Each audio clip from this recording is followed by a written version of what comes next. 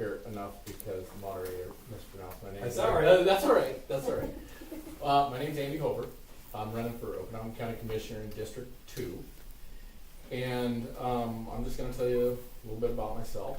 I grew up over in Winthrop. I was born in Brewster, 40 years old. I grew up on a 500-acre ranch over there. We had cattle and hay, and I grew up in the rural environment. I put myself, I went to high school over there, graduated valedictorian. I played football up here in Oroville in high school. I went on to go to Washington State University.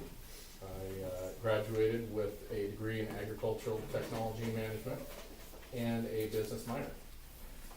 I then was lucky enough to get a job working for nuclear power companies, and I got to fly all over our country. Saw everything you can see, Florida, Maine, Texas, everywhere. And nowhere compares to up here. Nowhere compares to this county. And so every place that I ever went, I really wanted to get back here. I was offered a job working at a lumberyard in Winthrop, back home. I took it and just kind of kept moving forward. I then became I actually got offered a job to manage the local hardware store in Winthrop. And then 3 years into that, after doing a good job getting a new hardware store set up, I then was asked to come back and actually manage North Valley Lumber up in Winthrop, which I've been doing for the last 7 years. So for the last 10 years, I have been managing multi-million-dollar companies. I really feel a strong sense of home in this county. Coming up here to Oroville, going to Tenasket, going to Grand Coulee, everywhere that I go, I look around and I feel fortunate that I live where I live because it's such a great place. So I look out here today and I really appreciate everybody taking the time to come here and listen to all of us talk about what we're going to do. The thing that I really feel is important in this county is young kids. If you look around, there's not that many young people sitting on this crowd. So I have a 10-year-old son and a wonderful wife, and I would really love it if he had the opportunity to come back here and work and do something. So it's important to me to look to the future of this county and to try to help make plans for my child if he wants to come back, and your grandchildren, your children, if they want to come back. What does that mean? It means that if I get elected, the first thing I'd like to do is start working towards going to the schools and trying to work with them better on vocational programs in this county to allow kids that maybe don't want to go to college to have an opportunity to do something important with their lives, important jobs, welding, HVAC, pipe fitting, you name it, whatever it may be. All children don't have to go to college. So I think it's important that and I've talked to quite a number of people in this county that say, we lack a workforce. We lack kids who want to stay here and keep continuing to work in our companies. And we can't keep going if we don't have people that want to work in this county, and that's a shame. We can't. Tech jobs are great, but they don't.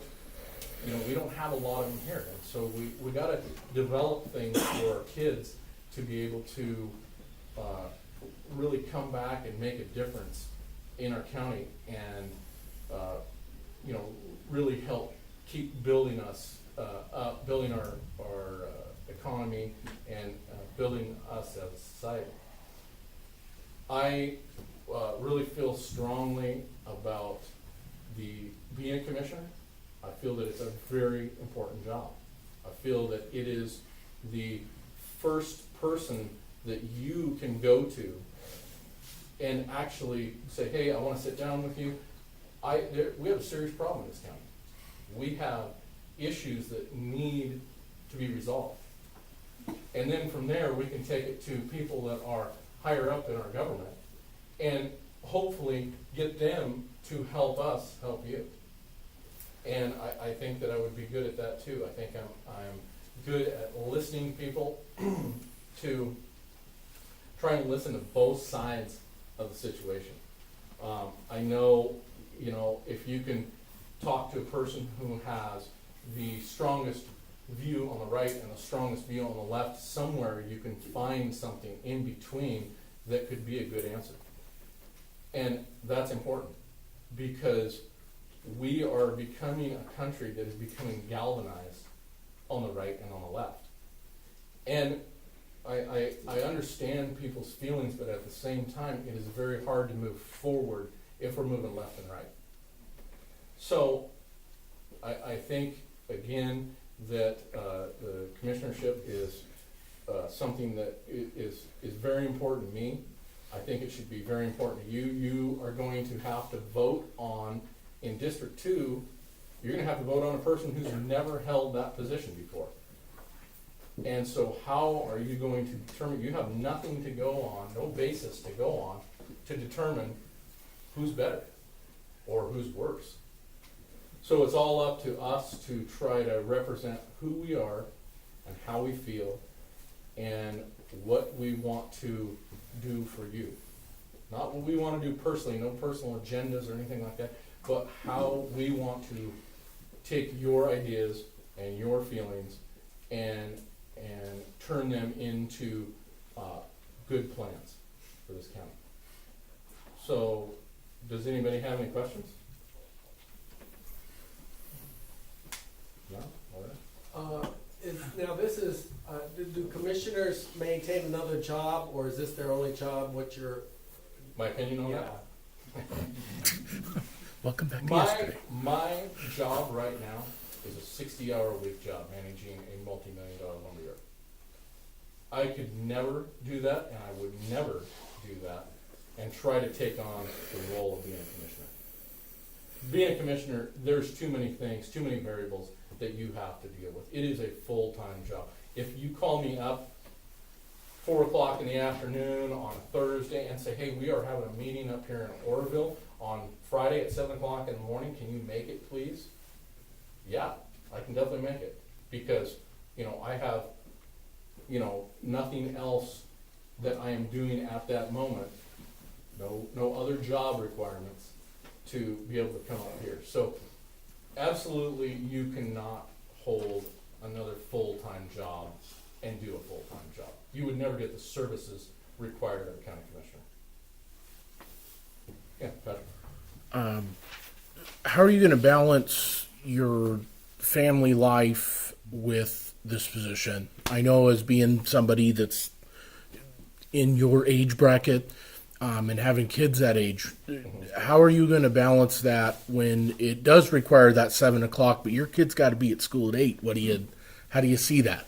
I will actually have you down for dinner with my wife and introduce you to her, because she's a very strong woman. She knows what it's going to take for me to do this, and she understands that it's going to take a lot of my time. But right now, my work takes a lot of my time, and so I feel like that.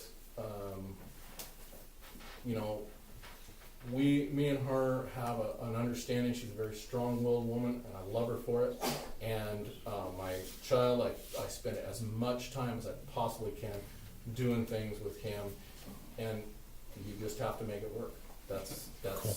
what you have to do. Anything else? I guess I got 1 minute, so if anybody else wants to? 17 seconds. Yeah. What do you think your interaction between the individual communities will be, should be, as in the cities? You want to talk about cities? Yeah. Okay, I'm going to answer really quick, and if you want, I will stay after. Well, maybe I won't. I think that the Real cities, quick, yeah. the cities need to be, they need to have their autonomy.